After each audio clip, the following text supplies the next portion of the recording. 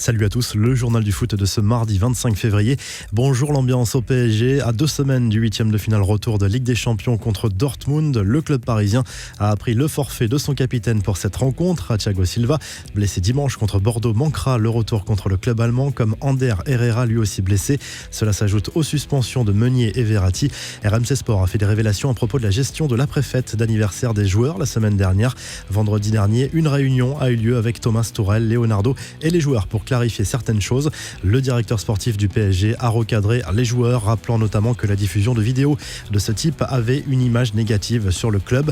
Même discours pour Thomas Tuchel, mais les joueurs ont regretté que leur professionnalisme soit remis en cause par leur entraîneur. Certains cadres s'en sont plaints et réclament plus de solidarité de leurs dirigeants, estimant que l'affaire a fait plus de bruit qu'elle ne méritait. Canal+ a de son côté dévoilé une séquence captée à la fin du match contre Bordeaux dimanche. On y voit Kylian Mbappé se plaindre auprès de Marquinhos du placement défensif du PSG. Visiblement gêné par la présence d'une caméra à proximité, le Brésilien lui répond quelque chose, main devant la bouche, sans doute pour éviter une nouvelle polémique. Le groupe a néanmoins voulu montrer qu'ils vivaient bien ensemble. Plusieurs joueurs, dont Kylian Mbappé, ont posté une photo de groupe prise lors d'un déjeuner en équipe lundi midi. La Ligue des Champions avec 2 grosses affiches ce mardi soir, Naples-Barça et Chelsea-Bayern à 21h. Une chose est sûre, Lionel Messi à la cote auprès des supporters napolitains. À l'arrivée des joueurs du Barça à leur hôtel, la star blaugrana a reçu un accueil digne d'une rockstar. La guerre est déclarée entre la FIFA et l'UEFA. En juillet dernier, on apprenait que la FIFA allait lancer dès 2021 une version de la Coupe du Monde des clubs avec 24 équipes. On en sait un peu plus sur la compétition et notamment ses aspects économiques, et cela ne va pas rassurer l'UEFA puisqu'$1 milliard pourrait être partagé entre tous les participants selon le New York Times. Cela ferait une moyenne de 38 millions d'euros par club en supposant une répartition égale. C'est plus que pour une participation en Ligue des Champions, d'où les craintes de l'UEFA qui y voit une menace pour ses compétitions à moyen terme. Quelques infos en bref, l'inquiétude de la Belgique autour d'Eden Hazard. Sa nouvelle blessure à la cheville intervenue ce week-end va-t-elle contraindre le joueur du Real Madrid à l'opération? En cas de réponse positive, cela serait synonyme de forfait pour l'Euro. Karim Benzema va entrer un peu plus dans la légende du Real Madrid mercredi soir.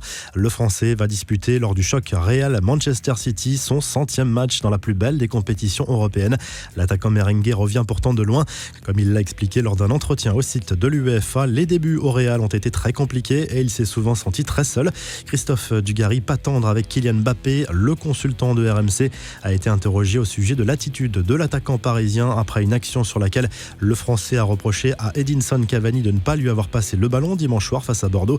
Moi, si j'étais Cavani, Mbappé, il me fait ça, j'ai 32 ans. À la fin, je l'attends et je lui mets un coup de tête, a lâché Dugarry.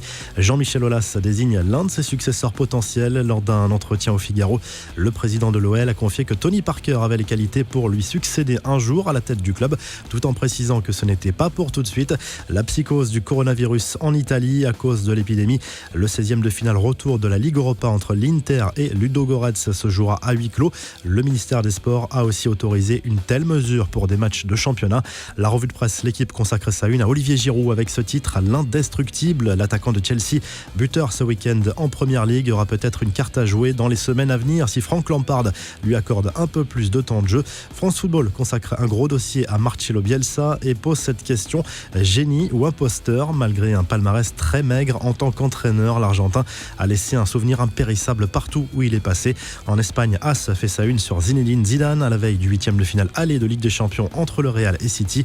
Le Français, vainqueur de la compétition à 3 reprises, n'a jamais connu d'élimination dans cette compétition en tant qu'entraîneur. Le quotidien Sport se concentre bien sûr sur le duel entre le Napoli et le Barça ce mardi soir 21h. Messi n'a jamais évolué au stade San Paolo, théâtre des exploits de Maradona, idole des supporters napolitains. Et en Italie, la Gazzetta dello Sport revient sur les déclarations du président de la Juve au sujet de Pep Guardiola. Il a démenti la rumeur d'une arrivée possible de l'Espagnol sur le banc turinois l'été prochain, tout en rappelant la confiance qu'il a envers Maurizio Sarri. Vous retrouvez l'actu foot sur topmercato.com, l'appli Top Mercato, et à très vite pour un nouveau journal du foot.